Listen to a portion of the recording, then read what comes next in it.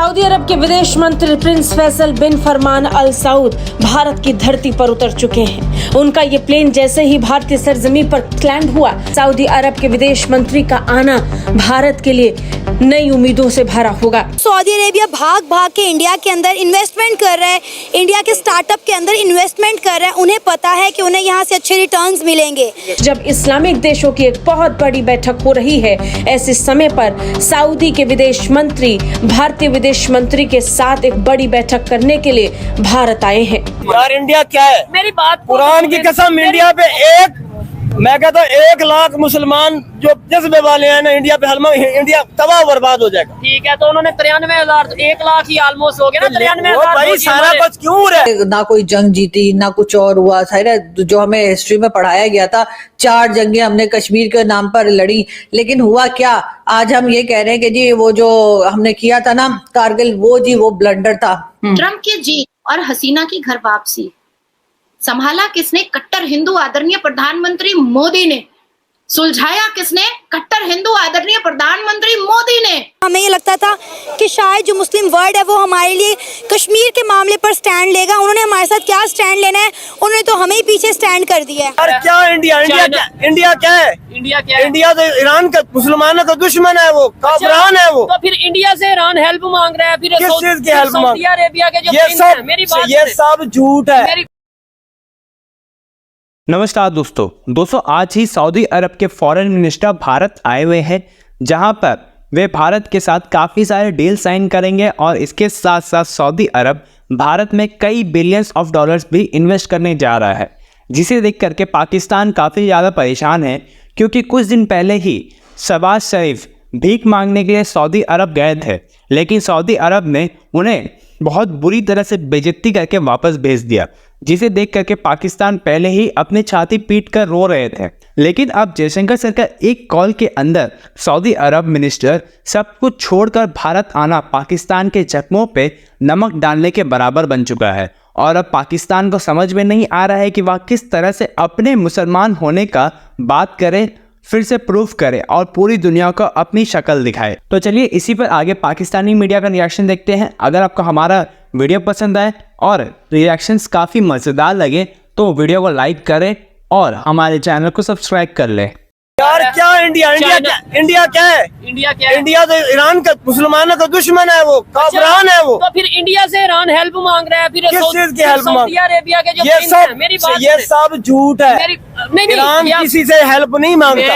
ये गूगल हाँ मांगेगा तो एक चीज से, क्योंकि वहाँ पे भी 24 करोड़ तकरीबन इतने मुसलमान मौजूद है। एक ये चीज उनसे ईरान कह रहे थे आओ हमारे साथ मिल के कुफरान का मुकाबला करो। ठीक है।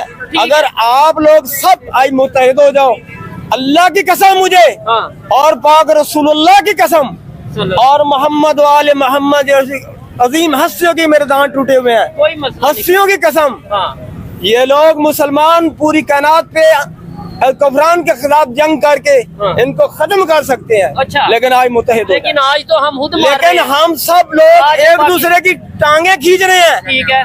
मौलवियों से लेकर बड़े बड़े मुफ्तियों तक लोग हराम खाने पे टुले हुए हैं। दो चीजों देखो बेहयाई कितनी है। कोई किसी की धी बहन जहाँ पे सर से कपड़ा उतार के चले, जब मेरी धी बहन चले तो मेरी गैरत बर्दाश्त करेगी? ठीक हो गया। ये तो आज मैंने देखा मौलवी साहब इतनी दाढ़ी वाले सामने पैदल चल रहे हैं और उसकी फैमिली पीछे सर पे रिदा भी नहीं है। ठीक है। और वो पीछे चल रही है। अच्छा मुझे मौका देना।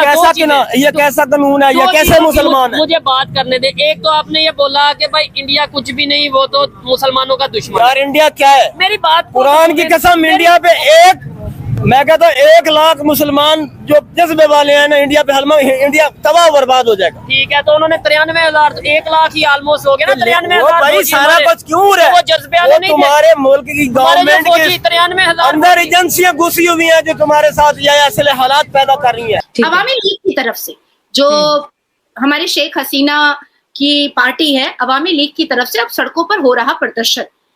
अब होगा फिर से तख्ता पलट। फर्जी वजीर आजम मोहम्मद यूनुस, कौन? मोहम्मद यूनुस जाएंगे जेल और पीसेंगे चक्की पीसिंग करेंगे। और फतवा भी उन्होंने सिलवा लिया है और कच्छा भी उन्होंने सिलवा लिया है, ताकि वो आराम रहेगा उनको बांग्लादेश के जेल में चक्की पीसिंग करने के लिए। असली वजीर आजम अब बैठेंगी संभालने के लिए सत्ता और कुर्सी। ट्रंप की जीत और हसीना की घर वापसी संभाला किसने? कट्टर हिंदू आदरणीय प्रधानमंत्री मोदी ने। सुलझाया किसने? कट्टर हिंदू आदरणीय प्रधानमंत्री मोदी ने। और आश्वासन किसने दिया? कट्टर हिंदू आदरणीय प्रधानमंत्री मोदी ने।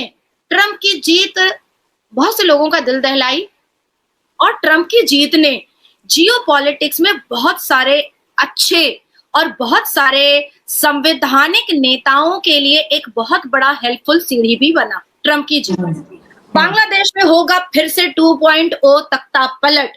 5 अगस्त 2024 के बाद जब से शेख हसीना वहां से निकली थी और उसके बाद फिर आदरणीय प्रधानमंत्री के छत्र छाया में, एक कट्टर हिंदू के छत्र छाया में एक मुसलमान बहन अपनी पूरी इज्जत आबरू के साथ, अपने पूरे मान सम्मान के साथ, अपनी पूरी लैविश और लग्जेरियस लाइफ को